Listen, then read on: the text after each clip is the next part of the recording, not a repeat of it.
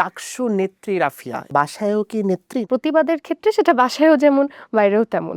তোমাকে আমরা অনেকবার সোশ্যাল মিডিয়াতে ভাইরাল হতে দেখেছি। ভাইরাল হওয়ার পরে লাইফে কি কি চেঞ্জেস আসলো বলো তো? মানুষ আপনার দিকে একটু তাকায় থাকবে, একটু কেউ কেউ সুদৃষ্টিতে তাকাবে, কেউ কেউ কুদৃষ্টিতে তাকাবে। তো তুমি কি আসলে নিজেকে সেলিব্রিটি বা পাবলিক ফিগার এইভাবেই এক্সপ্রেস করতে চাও?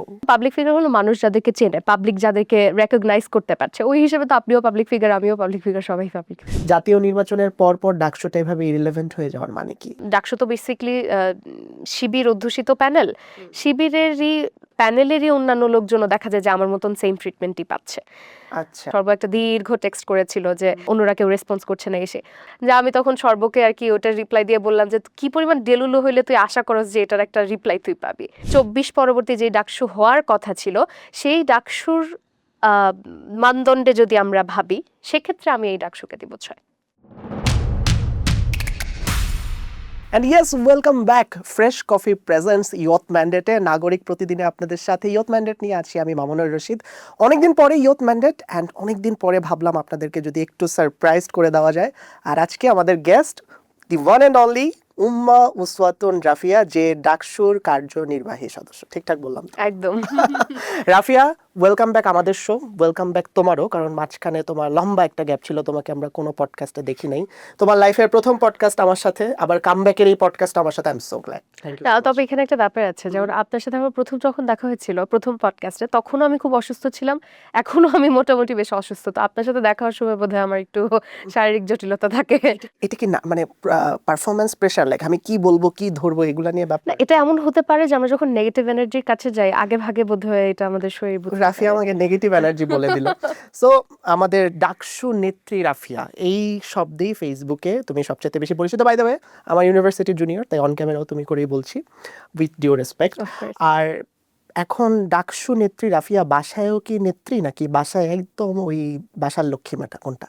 আমি বাসায় বাইরে কোনোখানেই আসলে নেত্রী না, আমি দুই জায়গায় সাধারণ মেয়ে, লক্ষ্মী মেয়ে। যতটুকু করে যে অন্যায়ের বিরুদ্ধে কথা বলার বা প্রতিবাদের ক্ষেত্রে সেটা বাসায়ও যেমন বাইরেও তেমন। আচ্ছা, সো দুই জায়গায় লক্ষ্মী মেয়েটার সাথে আমি খুব একটা অ্যাগ্রি করতে পারছি না, বাট ইউ মানে ক্ল্যারিফাই করে দিলা যে অন্যায় প্রতিবাদের ক্ষেত্রে তুমি একদমই ডিফারেন্ট। সোচ্চার। সো তোমাকে আমরা অনেকবার সোশ্যাল মিডিয়াতে ভাইরাল হতে দেখেছি, এক একবার এক এক কারণে। একবার তুমি ডাকসুতে উইন করলা, ওইটা একটা ভাইরাল। এরপর আরও অনেক ইস্যুতে প্রায়ই তুমি সোশ্যাল মিডিয়াতে ভাইরাল হও, তোমার ছবি নিয়ে ট্রোল, মিম অনেক কিছু হয়, সেগুলো নিয়ে কথা বলবো। এই যে ভাইরাল হওয়ার পরে লাইফে কি কি চেঞ্জেস আসলো বলো তো? একটা হলো যে ইউ গেট রেকগনাইজড, এটা তো আপনিও বোধহয় রিলেট করতে পারবেন, যে রাস্তাঘাটে কোথায় যাচ্ছেন বা আপনি হয়তো রাস্তায় দাঁড়িয়ে একটু ফুচকাই খাচ্ছেন, মানুষ আপনার দিকে একটু তাকায় থাকবে, একটু কেউ কেউ সুদৃষ্টিতে তাকাবে, কেউ কেউ কুদৃষ্টিতে তাকাবে। এটার একটা ব্যাপার থাকে কি যে আপনি একটু খুব একটা স্বস্তির সাথে বাইরে আনাগোনা করা যায় না। অ্যাসাইড ফ্রম দ্যাট, যেটা হয়েছে সেটা হলো অনেক মানুষের কাছে পৌঁছে গেছি, অনেক মানুষের হৃদয়েও পৌঁছে গেছি। অনেকে এসে দেখা যায় যে অনেক শুভকামনা জানে, অনেক ভালো কথা বলে, তখন খুব ভালো লাগে যে আচ্ছা ঠিক আছে, অমুক মানুষের জীবনে আমার একটু হলেও প্রভাব আছে। একটা মজার ইনসিডেন্ট বলা যাবে যে দেখে এরকম কেন একটা এক্সপেরিয়েন্স উইথ ইওর ফ্যান? এমন এমন হয়েছে যে আমার বাড়ি ময়মনসিং, তো ময়মনসিংয়েই আমি একবার বেরোয়েছি আর কি, একটা বোধহয় ক্লাস নাইনে বা 10-এ ছিল, একটা মেয়ে এসে মানে সে হলো আমাকে দেখে ওই রকম মানে এত বেশি লাফালাফি করছে যে প্রথমে আমি ভেবেছি যে ও বোধহয় অসুস্থ হয়ে গেছে, হিট স্ট্রোক বা সামথিং। পরে দেখলাম যে না, ও হলো আমাকে দেখে খুব এক্সাইটেড, যে আল্লাহ আপু আপনাকে দেখার জন্য আমি এতদিন অপেক্ষা করতাম, আপনাকে দেখে এত ভালো লাগছে। তখন খুব ভালো লাগছে যে আহা। সো এটা তো অফকোর্স একটা হোলসাম ব্যাপার, সেলিব্রিটি মানুষজনের সাথে দেখা হলে কথা বললে ভাল লাগে। তুমি কয়েকদিন আগে ঢাকা ইউনিভার্সিটিতে একটা ইয়েতে ব্রিফিংয়ে হয়তো বলছিলাও যে হচ্ছে তোমার মতো পাবলিক ফিগারদেরকে মানুষজন আসলে মানুষ মনে করে না, অন্য কিছু মনে করে। সো তুমি কি আসলে নিজেকে সেলিব্রিটি বা পাবলিক ফিগার এইভাবেই এক্সপ্রেস করতে চাও? আচ্ছা, okay. So the answer to that is actually threefold. আমি প্রথমে এটা অ্যাড্রেস করি যে আমার যেটা একটু সমস্যা আছে, আমার কোনো কথা, আমার ভিডিও, আমার ছবি সামনে আসলে আমি সাধারণত এটা স্কিপ করি অথবা ওই যে নট ইন্টারেস্টেড দিয়ে দিই। আর দ্বিতীয়ত হলো যে পাবলিক ফিগার যেটা ওই কনটেক্সটে আমি বলেছিলাম, আমি যখন কথা বলছি তখন ওখানে আমাদের যে সংসদ সদস্য ছিলেন, মাহমুদা মিতু আপু ছিলেন, মার্দিয়া মমতাজ আপু ছিলেন, জুমাপুরা ছিলেন। আমি ওদের সাথে কথা বলার হিসেবে আমি ওই হিসেবে বলতে চেয়েছি যে আমরা যারা মানে হলো হোলিস্টিকলি যে আপুরা আছেন তাদের সবার কথা। আর পাবলিক ফিগার যেটা আপনি যদি বাই ডেফিনেশন যান তাহলে কিন্তু পাবলিক ফিগার হলো মানুষ যাদেরকে চেনে, পাবলিক যাদেরকে রেকগনাইজ করতে পারছে। ওই হিসেবে তো আপনিও পাবলিক ফিগার, আমিও পাবলিক ফিগার, সবাই পাবলিক ফিগার। 100%, অ্যান্ড আমরা পাবলিক ফিগার, আর কোনো কথা নাই। You truly are. You are more bigger than me, I am so proud of you. Thank you very much. আমরা আরেকটু পেছনে ফিরে যাই। ধরো তোমার সাথে আমার ডাকসুর ইলেকশনের আগে একবার বসা হয়েছিল, তখন অ্যাজ ইউজুয়াল তুমি যেহেতু একটা ডাকসু ক্যান্ডিডেট, তোমাকে আমি নির্বাচনী ইশতেহার নিয়ে প্রশ্ন করেছিলাম যে তুমি যদি উইন করো কি কি নিয়ে কাজ করবে। তুমি একটা ওই টাইমে তোমার ইশতেহারে একটা ভাইটাল পয়েন্ট ছিল, সেটা হচ্ছে টিচার ইভ্যালুয়েশন বা শিক্ষক মূল্যায়ন। আমরা তো ঢাকা বিশ্ববিদ্যালয়েরই ছাত্র, এখন আমার মতো আরও যারা আছে তাদের কাছে এই টিচার ইভ্যালুয়েশনটা স্বপ্ন ছিল, এখনো স্বপ্নই রয়ে গেল। কেন আমাদের স্বপ্নটা বাস্তব করা গেল না কেন, এটা একটু বলো। এই আমি আমি তখনও বলেছি, এখনো বলি যে আমি যখন ডাকসু ইলেকশনে দাঁড়াই তখন আমি ব্যাপারটা বাস্তবসম্মত রাখতে চেয়েছিলাম যে একটা আমার পজিশন থেকে আমি আসলে কি কি করতে পারবো এবং কোনটা কোনটা দরকার, যে আমি এখানে এসি দিয়ে দিব, এটা দিয়ে দিব। আমার কাছে মনে হয়েছে যে একটা বিশ্ববিদ্যালয়ের শিক্ষার্থীদের জন্য এই সব সুবিধার চেয়ে পলিসিগত উন্নয়নের দরকার বেশি। তো সেই জায়গা থেকে আমি চেষ্টা করেছিলাম ওটা। এবং শিক্ষক মূল্যায়নের ব্যাপারটা যে আমি ইলেক্টেড হওয়ার পর থেকেই প্রায় প্রতি সপ্তাহেই আমি এটা নিয়ে কি দায়িত্বশীলদের কাছে গিয়েছি, প্রশাসনের কাছে গিয়েছি এবং বিভিন্ন সময় ওরা এমনভাবে আশা দেয় যে মনে হয় নেক্সট উইকে এটা হয়েই যাবে। যেমন বলছে, আমার মনে আছে যে আমি নিজেই তো কোয়েশ্চেনগুলো প্রিপেয়ার করে পাঠিয়েছি করছি, তখন আমাকে প্রভিসি স্যার বলেছিলেন যে ও তোমার সব কিছুই ঠিকঠাক, খালি সায়েন্স ফ্যাকাল্টির কিছু কিছু ল্যাব যাদের আছে তাদের কিছু সংযোজন বিয়োজন আনতে হবে প্রশ্নগুলোতে, এগুলো যখন অ্যামেন্ডেড হয়ে যাবে তখনই আমরা করে ফেলবো। এই ধরনের নানা রকমের দেখা যাচ্ছে দৌড়াদৌড়ি করে করে এখনো পর্যন্ত যে প্রায় আমাদের ডাকসুর টেনিওর শেষ হয়ে যাচ্ছে, এখনো আমি দৌড়েই যাচ্ছি। আর আমি কয়েকদিন আগে, বেশি দিন না, বোধহয় 1 সপ্তাহ বা 2 সপ্তাহ আগে আমি যখন গেলাম প্রভিসি এবং ভিসির সাথে কথা বলতে, এখানে ব্যাপারটা কি যে যে কোনো কারণেই হোক, রাজনৈতিক অথবা ব্যক্তিগত, প্রশাসন আসলে ডাকসুকে সহায়তা করে না। করে না বলতে একেবারেই করে না। আপনি যখন কথা বলতে যাবেন আপনাকে দেখা যায় যে ঘন্টার পর ঘন্টা, আমি শেষবার যখন দেখা করেছি আমি খুব সম্ভবত 4 ঘন্টা বসেছিলাম এবং আমার নিজেরও ক্লাস আছে, আমি একজন শিক্ষার্থী, আমার অন্য কাজ আছে, এগুলো বাদ দিয়ে আমরা ওভাবে বসে থাকি এবং পরে যখন দেখা যায় যে আপনি বাধ্য হন ঢুকতে, তখন হয়তো এই ধরনের প্রশ্ন করা হবে আপনাকে যে তুমি আমার এখানে অনুমতি ছাড়া ঢুকছো কেন।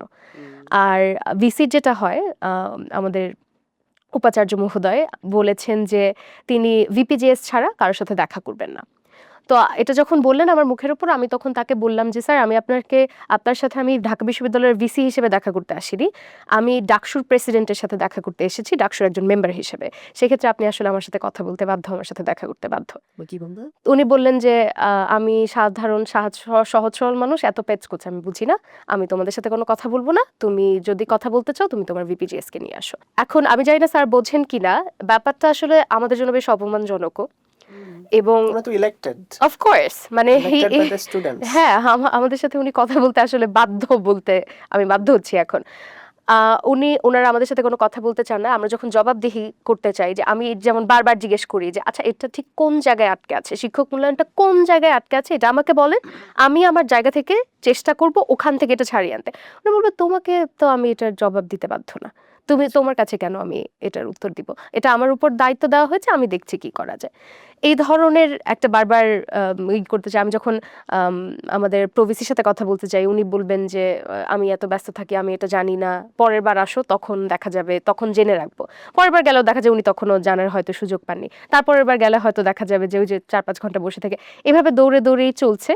এখনো আমি আসলে আশা ছাড়িনি, সত্যি বলতে যেটা আমি চেষ্টা করছি, এখনো দৌড়ে যাচ্ছি। তবে যদি আমার একটা প্ল্যান আছে, আমি এটা বলে রাখতে চাই যে যদি শেষমেশ আসলে প্রশাসনিক জটিলতার কারণে বাস্তবায়ন করা সম্ভব নাও হয়, আমি প্রশাসনের বাইরে গিয়ে প্রাইভেটভাবে, ইউএসএতে যেটা হয়ে থাকে বিশ্ববিদ্যালয়গুলোতে, প্রাইভেটভাবে যাতে টিচিং এভালুয়েশন করা যায় এটার একটা ব্যবস্থা করব। দ্যাটস গুড, তোমার জন্য বেস্ট উইশেস।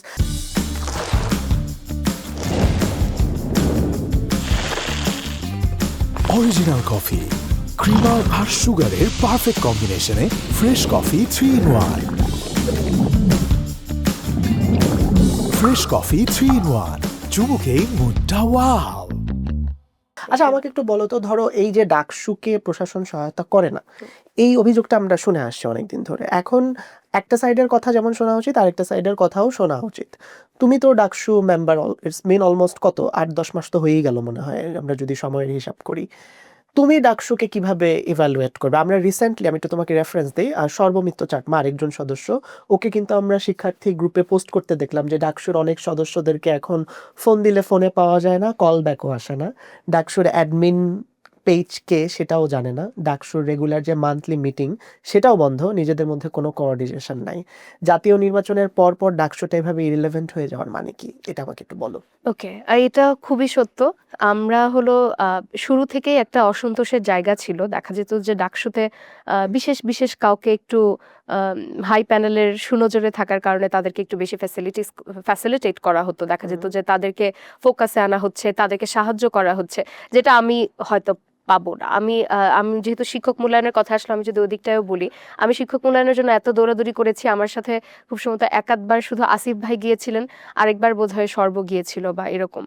তো অন্যরা না, মানে আমাদের যে আছেন ভিপি, জিএস, এজিএস, এই জায়গা থেকে আমরা কখনো কোনো রেসপন্সও পাই না। দেখা যায় যে আমি সপ্তাহের পর সপ্তাহ, আমি দিনের পর দিন বলছি না, আমার শব্দগুলো কিন্তু সপ্তাহের পর সপ্তাহ আমি তাদেরকে কল করছি, আমি ডাকসুর সদস্য হিসেবে তাদেরকে টেক্সট করছি, ওনারা ওটা সিনও করেন না, কল ব্যাকও করেন না। যখন তাদের সুযোগ হয়, সুবিধা হয়, তারা ব্যস্ত মানুষ, আমাদের মতন আমাদের মতন ছোটখাটো লোকজনের সাথে তারা আসলে খুব একটা যোগাযোগ করেন না। কেন করেন না সেটা তারাই ভালো জানেন, কোথায় তারা থাকেন আমরাও জানি না। তো ডাকসুর আরো কোঅর্ডিনেশনের একটা ঘাটতির জায়গা কি, যে ডাকসু দেখা যায় যে বিভিন্ন জায়গায় যায়, বিভিন্ন ইভেন্ট করে ফেলে, আমরা ডাকসুর সদস্য হয়ে আমরাও জানি না যে ডাকসু আসলে ওই কথাটা বলতে, ডাকসু ওই বিবৃতি দিয়েছে, ডাকসু ওই জায়গায় ইনভাইটেড ছিল, ডাকসু ওখানে গিয়েছে। তারা নিজেরাই হয়তো কাউকে কাউকে বলে যে আজকে এটা আছে, চলো যাই। আমরা ডাকসুর অন্যরা হয়তো এই ব্যাপারে কোনো ধারণাও রাখি না। এইটা কি, এটার কারণটা কি হতে পারে? যেমন তুমি কিন্তু একদম ইন্ডিভিজুয়াল একটা ইয়ে থেকে ইলেকশন করেছো, কোনো রাজনৈতিক প্যানেলে যাও নাই, স্বতন্ত্র ছিল। তোমার কি এটা কারণ হতে, কি মনে হয়, এটা কারণ হতে পারে যে তুমি ওই রাজনৈতিক পার্টটার অংশ না জন্য তোমাকে এইভাবে নেগলেক্ট করা হয়?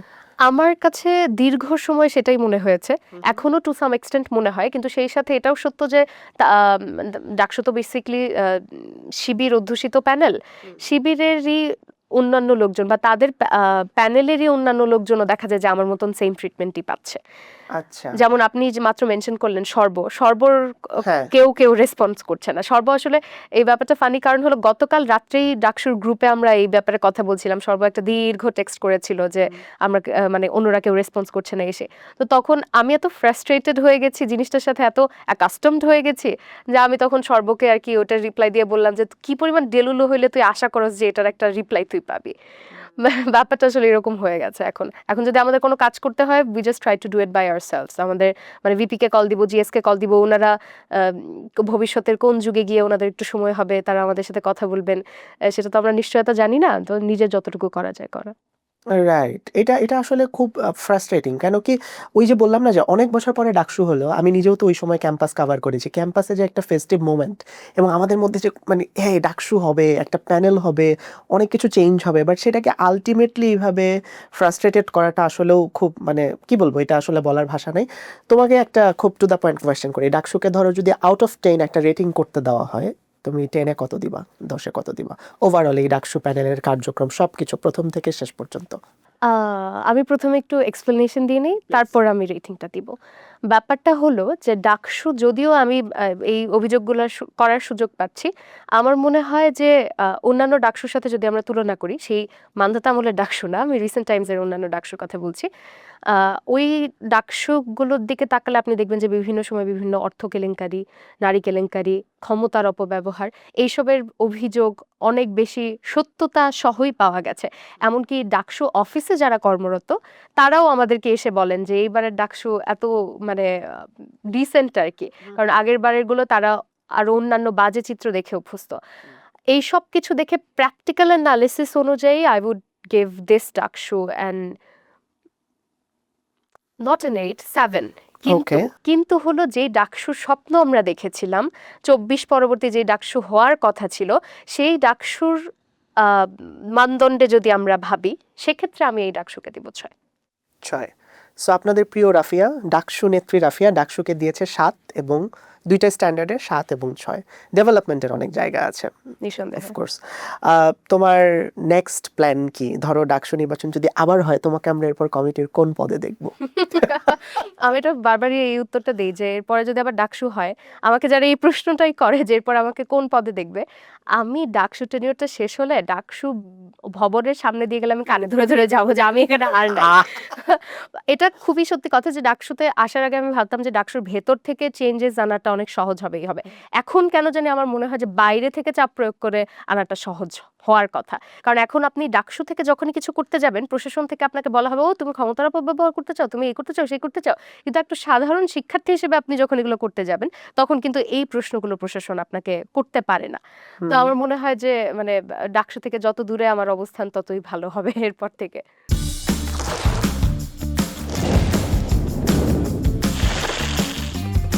অরিজিনাল কফি, ক্রিমার আর সুগারের পারফেক্ট কম্বিনেশনে fresh coffee 3-in-1। Fresh coffee 3-in-1, চুমুকেই মুডটা ওয়াও।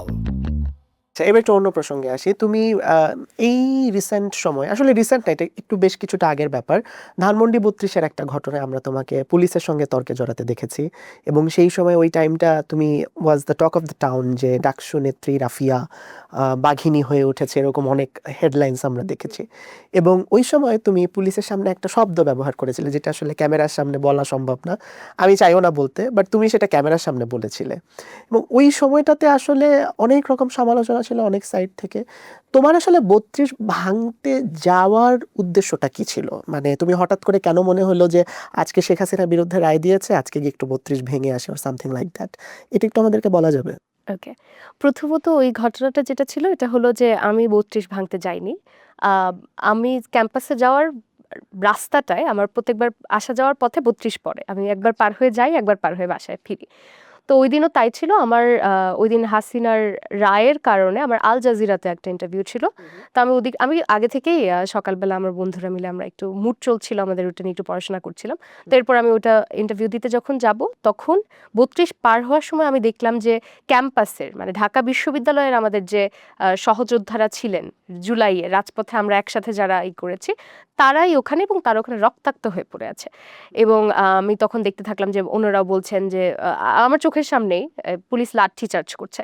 তো তখন গিয়ে ব্যাপারটা কি যে আমি দেখছি সংঘাত হচ্ছে, আমি দেখছি আমার সহযোদ্ধাদেরকে এভাবে পিটিয়ে মানে বেদম প্রহার করা হচ্ছে, আমি এটাকে দেখে এড়িয়ে চলে যাব, এটা তো আসলে কোনোভাবেই সম্ভব না। তো আমি গিয়ে তখন পুলিশের সাথে আমি তখনও ওই ব্যাপারটা আসলে উত্তপ্ত হয়নি, আমি তাদেরকে বললাম যে খবরদার এইরকম আপনারা করবেন না। এবং আপনি বোধহয় দেখে থাকবেন মিরর নিউজের কিছু ভিডিওতে দেখা গেছে যে আমি পুলিশকে বারবার বলছি যে আমি জানি আপনারা ঊর্ধ্বতন কর্মকর্তাদের কোনো রকম আদেশ ছাড়া কাউকে এখানে যেতে দিতে পারবেন না, আপনাদেরকে এসব বলে কোনো লাভ নাই, কিন্তু আপনারা বাধা দেন, আপনারা বাধা দিচ্ছেন, বাধা দেন, আপনারা কেন অ্যাটাক করবেন, আপনারা আক্রমণ কেন করবেন, আপনি কেন তাদের উপর হাত তুলছেন? কারণ ওখানে যারা দেখা যাচ্ছে তাদের হাতে কোনো রকম বাঁশ লাঠি কিছুই ছিল না, মানে সাধারণ শিক্ষার্থী, সাধারণ জনগণ, ওদেরকে তো এভাবে গরুর মতো পেটানোর কোনো দরকার নাই, এটা তো হতে পারে না। তো ওই তর্কাতর্কির এক পর্যায়ে ব্যাপারটা আরো উত্তপ্ত হয়ে যায়। দেখা যায় যে পুলিশের একজন অফিসার আমাকে বলছেন যে না না না কই মারছি না তো, এবং ওনার পিছন থেকে গিয়ে যে সাবঅর্ডিনেট অফিসার্স তারা দৌড়ে গিয়ে আবার আমারই সামনে তাদেরকে মারছে। তো ওই সময়টা একটাই হয়। আবার এরপর দেখা যায় যে আমি ক্যাম্পাসে যাই, ক্যাম্পাস থেকে ফেরার পথে আবার সন্ধ্যার সময় তখন আবার পুলিশ আমাকে বলেন যে হেঁটে যে আমি আমার রাস্তায় যাব তাও তারা দিবে না, মানে ঘুরে পুরাটা এসে, এবং ঘুরতে গেলে এটা আসলে অনেক দূরের পথ, ঘুরে গিয়ে তারপর যাতে আমি যেদিকে যাওয়ার যাই।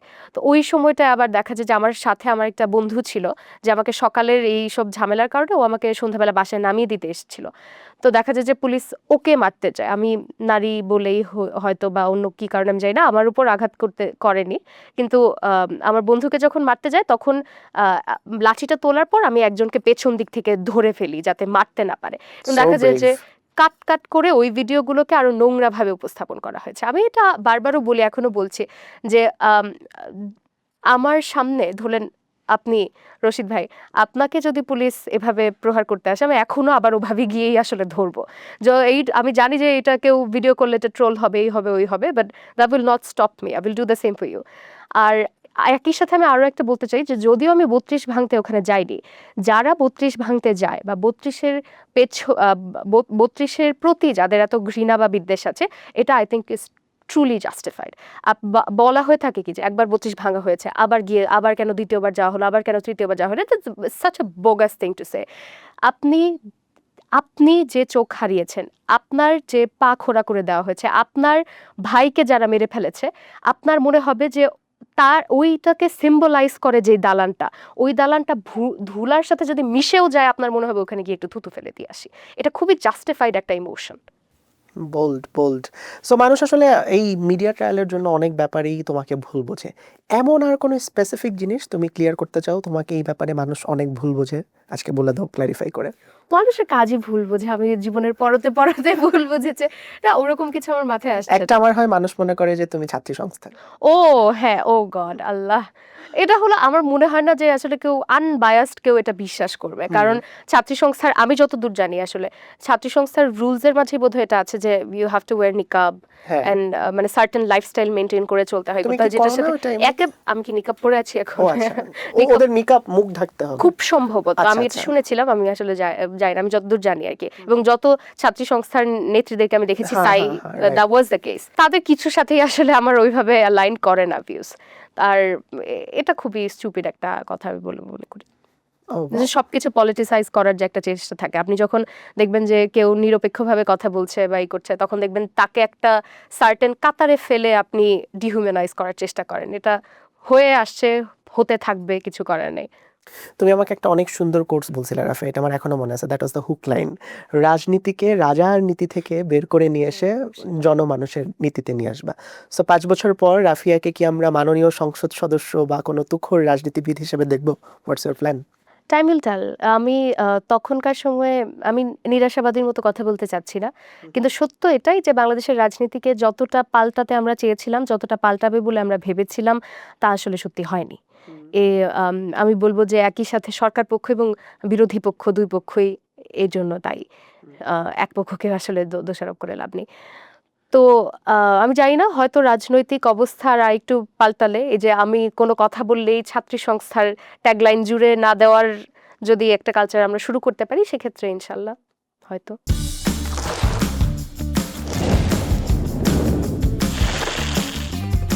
অরিজিনাল কফি, ক্রিমার আর সুগারের পারফেক্ট কম্বিনেশনে ফ্রেশ কফি 3-in-1।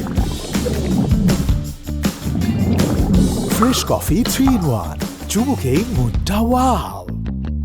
পলিটিক্স থেকে একটু ইউটার্ন নিয়ে নিই, অনেক পলিটিক্যাল কথাবার্তা হয়ে গেল। প্লিজ। এখন একটা প্রশ্ন আমি তোমাকে একটু করি, তুমি কিন্তু এটা স্কিপ করতে পারবে না। সেটা হচ্ছে, ধরো তোমাকে নিয়ে যদি একটা বায়োপিক বানানো হয়, তুমি যেহেতু পলিটিক্সের সাথে এই যে এইমাত্র বললা যে ধরো পলিটিক্যাল অনেক কিছু হতেই পারে and you have that পোটেনশিয়ালস।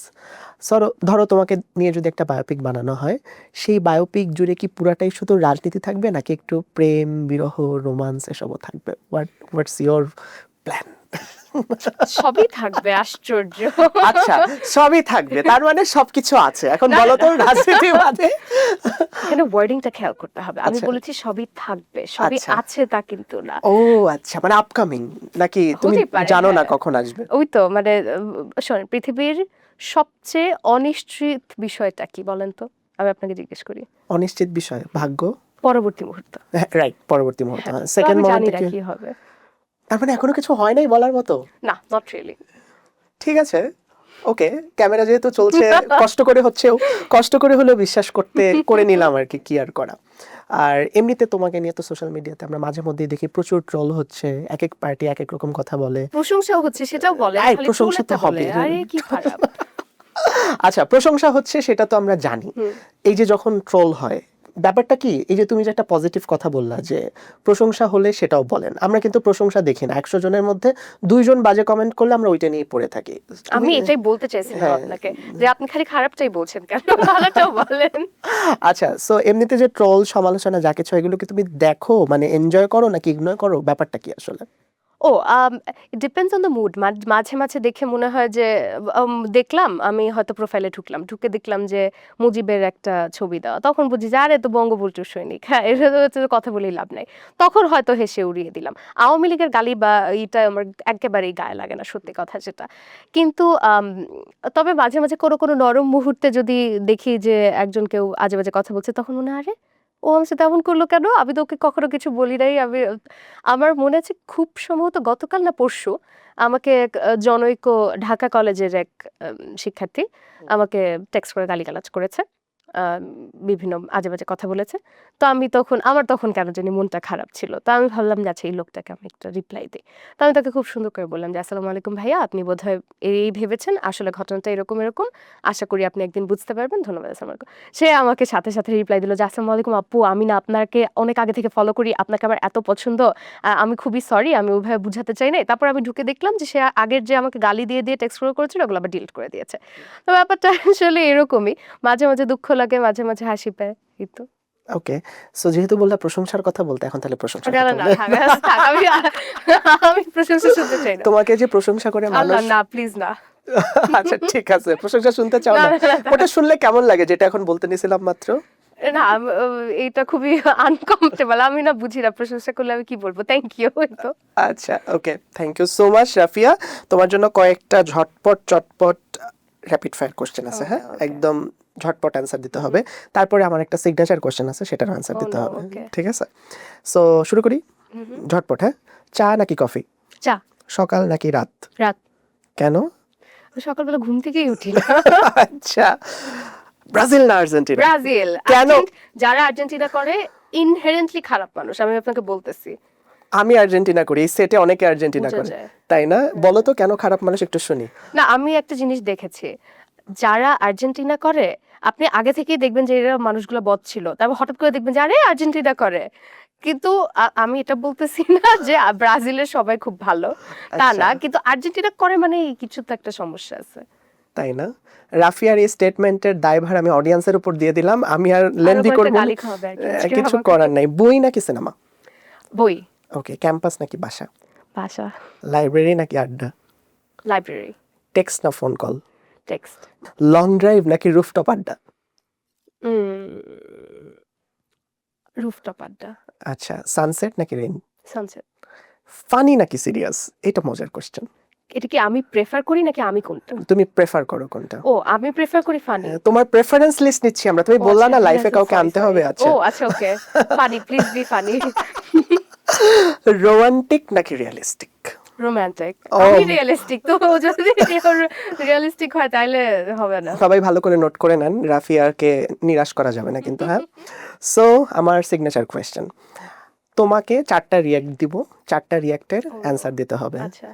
Love, care, angry, হাহা। মজার বিষয় হচ্ছে যেহেতু তুমি কোনো রাজনৈতিক প্যানেলের না, সো তোমাকে আমি এটা বলবো না যে ডাকসু অধ্যুষিত দলের অপোজিশনকে রিয়্যাক্ট দাও। এটা আমি সবাইকে বলি, নর্মালি ডাকসুর কেউ আসলে আমি যেটা বলি যে ডাকসু অধ্যুষিত যে দলটা আছে তাদের অপোজিশনকে রিয়াকশন দিতে।